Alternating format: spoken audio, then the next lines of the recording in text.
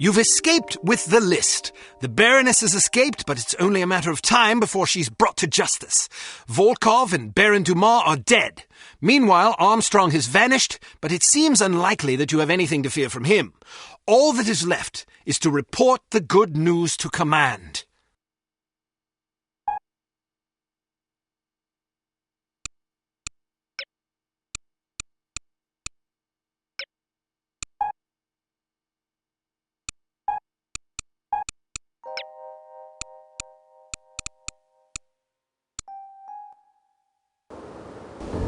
Mr. Jones, please. Whom may I say is calling? Kate Archer. One moment. Archer, you're alive? I suppose I am. There was a report that you'd been killed in an explosion. Oh, that? No, I survived. Did you get the list? I expect a telegram within the hour. This is excellent news. Are you all right? I'm fine. Maybe a wee bit tired. Nothing a nap and a sip of scotch won't clear up. Well, let me know the moment you arrive. Okay, see you soon. She's got the list. Unbelievable. Miss Kavanagh, please alert cryptography that Agent Archer will be sending an encoded message within the hour. This is top priority. Don't congratulate yourself yet, Miss Archer.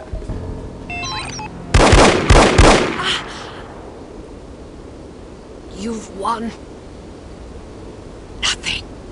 Yes, well, you've lost everything. Again. Not true, Agent Archer. I still have the satisfaction of knowing that you have failed. But I haven't. We have Dr. Schenker, we have the antidote, and most importantly, we have the names of your intended victims. You still have to deliver the list. Which I shall, just as I shall deliver you to prison where you can accustom yourself to a slightly less opulent lifestyle. Ah, what a sweet fantasy. But it's not meant to be, I'm afraid. Know this, little girl. Harm does not die with me. I think you'll survive your wounds. It's not my wounds you should be worried about. Pardon me. I've got to get everybody off the streets.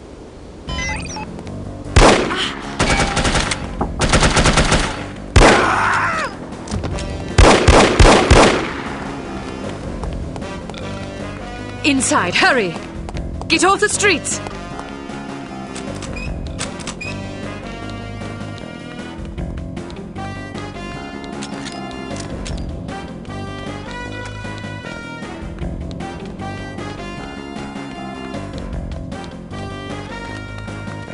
Get inside, now! Get inside!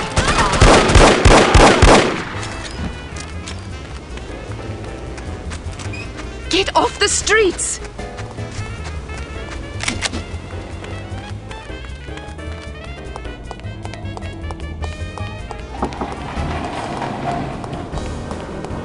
Hurry!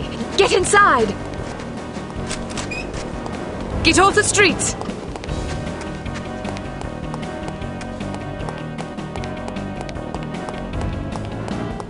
Are you there? Get inside, now!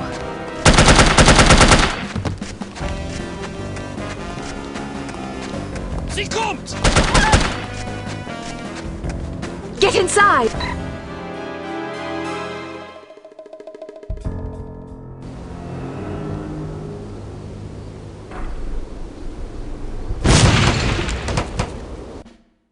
Poor, pathetic creature.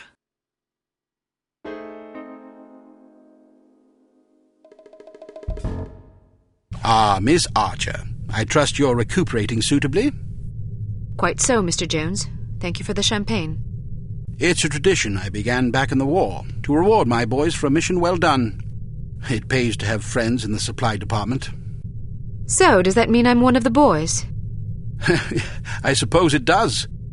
Figuratively speaking, of course. Of course. Miss Archer, I realize I have been somewhat abrasive during this ordeal. You've been a belligerent oaf. I hope you can understand that I take our collective purpose very seriously. Although I was highly skeptical of a woman's ability to handle this mission, I am overjoyed to have been proved wrong. You have gone above and beyond the call of duty in this matter, for which we are all indebted to you. I wish we could offer you a proper vacation, but until Unity is full strength again, I'm afraid we can't afford to let you rest. Thank you, sir, but I've waited a long time for a chance like this. I wouldn't dream of going on vacation now. That's the spirit. Well, I'm going to go home and see if my wife remembers me. See you both tomorrow. I'd best be going too. I haven't bathed in 3 days. I imagine I'm a bit ripe. Is this how it ends, then? How what ends? Saving the world. That's what we did, right? Yes, that is what we did. Is it always like this? Weary farewells and shuffling off home for a hot bath and a good night's sleep? A good night's sleep if you're lucky. Yes, Agent Archer, it is always like this. Saving the world is our job, you see.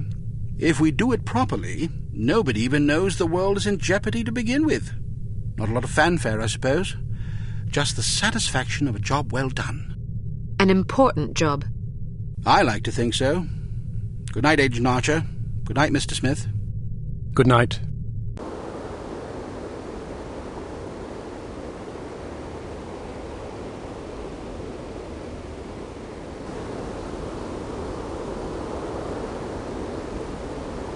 You were right. Last night I slept peacefully for the first time since my father died. How touching. Tom? You owe me more than you can imagine, Ms. Archer. I thought you...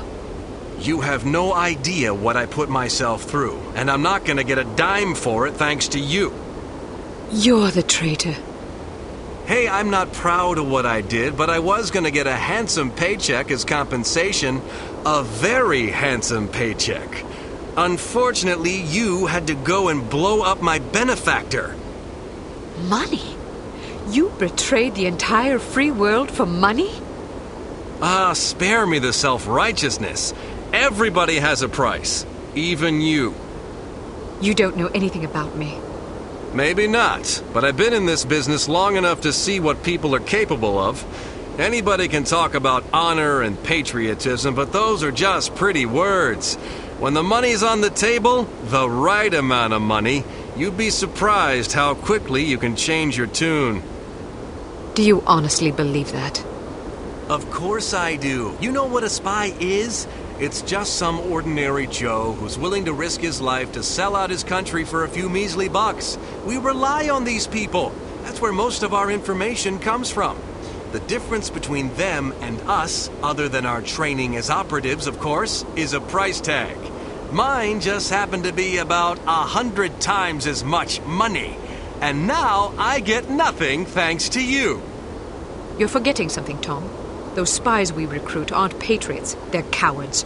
We seek out selfish, hateful little people who place themselves above everyone else. We choose them because they're weak and greedy and arrogant, like you. Touché.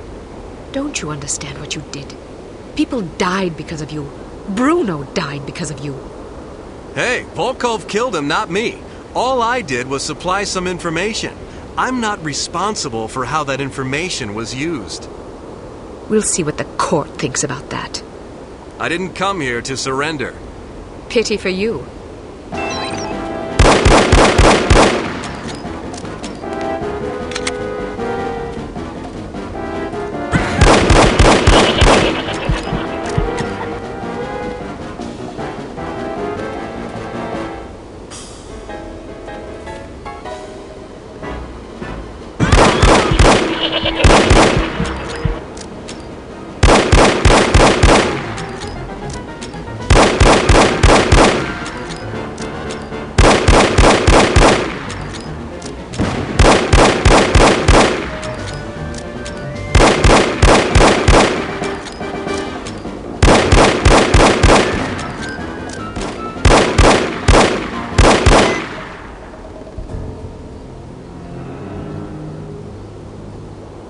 Drop your gun. Or what? Are you gonna shoot me in cold blood? If I have to. That's mighty tough talk for a little girl.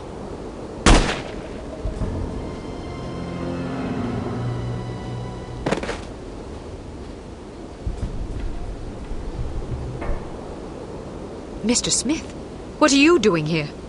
Tending to some unfinished business. Mr. Jones? Are you all right, Miss Archer? Aye. What's going on? There's your traitor. You mean Smithy? How long have you known? I've suspected you for some time. You've only just now confirmed my suspicions. All this time you thought he might be a traitor?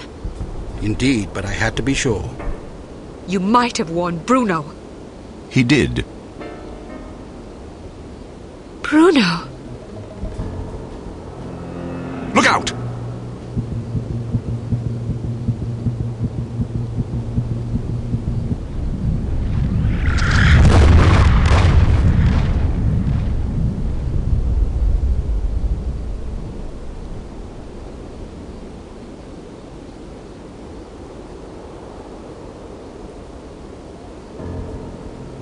Everyone okay? Good shooting, Archer. But what about Tom? Tom Goodman died in Amsterdam. What? But I thought... The man you knew as Tom Goodman was an imposter. His real name was Melvin Blitzney. He's a former vacuum cleaner salesman from Akron, Ohio. I don't understand. It's quite simple. 7 years ago, Mr. Jones took Smithy off the active list due to his increasingly inadequate performance in the field. Mandatory retirement came as a great blow.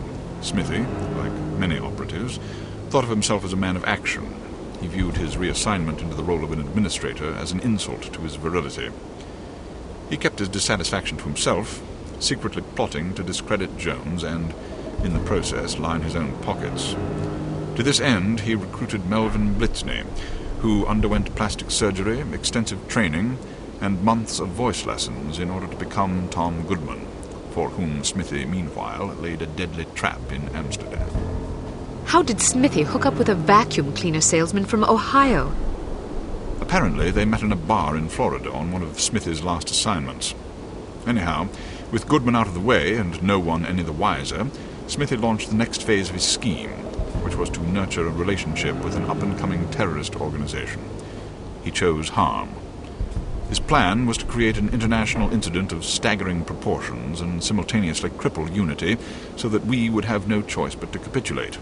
Such an unmitigated failure would force Mr. Jones to step down, giving Smithy control of Unity and also a handsome payoff in a secret bank account in Zurich.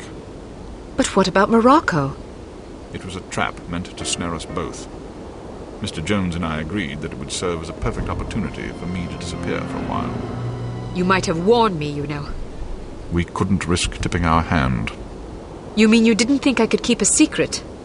Keeping a secret wasn't enough. Smithy had to believe I was dead, which meant that you had to believe it as well. I'm truly sorry, Kate. Oh, you will be. But there are still some things I don't understand. Smithy was extremely forthcoming with information for someone who wanted us to fail. Every mission he sent you on was a trap. Eventually it occurred to him that you were far more competent than he had anticipated, but it was already too late by then. You'd outwitted him. Besides, if he'd attempted to conceal information, he would have drawn suspicion to himself, which he couldn't afford. But why did Tom, or Melvin, whatever his name is, blow up the cargo freighter? To get rid of you, of course. But Inga Wagner and Magnus Armstrong were aboard the ship. They were expendable. If you knew all this, why didn't you just arrest Smithy and be done with it? Because we didn't know all this until very recently. Your investigations revealed much of the information we needed. But the final piece of the puzzle fell into place yesterday afternoon, when I found this in Smithy's flat. The puppet? Indeed. Unbelievable. I'm sorry I had to deceive you, Kate. Sorry's not good enough. Do you have any idea how devastated I was? I should leave you two alone. I'm sure you've plenty of catching up to do. You certainly looked sad. What do you mean? Well, I was watching when you came to pay your respects. You were spying on me? Not intentionally. I ought to kill you myself. Who's buried here anyway? No one. It's an empty casket. An empty casket? Calm down. Don't run away from me. Come back and take what's coming to you. Kate, please. You're overreacting. I'll show you overreacting, you bastard.